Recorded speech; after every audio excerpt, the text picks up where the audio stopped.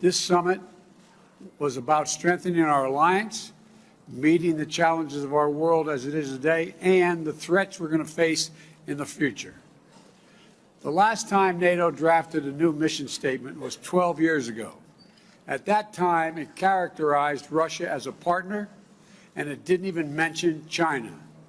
The world has changed a great deal since then, and NATO is changing as well. At this summit, we rallied our alliances to meet both the direct threats of Russia poses to Europe and the systemic challenges that China poses to a rules-based world order. And we've invited 2 new members to join NATO.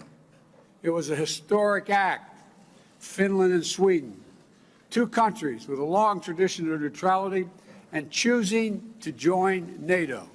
Some of the American press will remember when I got a phone call from the leader of Finland saying, could he come and see me? And he came the next day and said, will you support my country joining NATO? We got on the telephone. He suggested we call the leader of Switzerland. Switzerland, my goodness, I'm getting really anxious here about expanding NATO. Sweden. And what happened was, we got on the phone and she asked if she could come the next day to want to talk about joining NATO. Allies across the board are stepping up, increasing defense spending.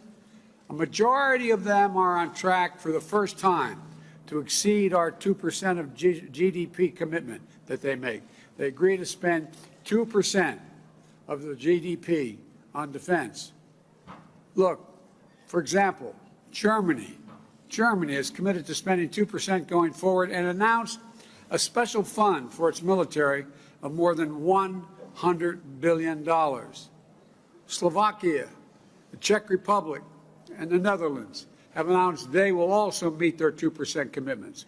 Poland, Romania, Estonia, Latvia, Lithuania are doing more than 2.5%, some as high as 3%.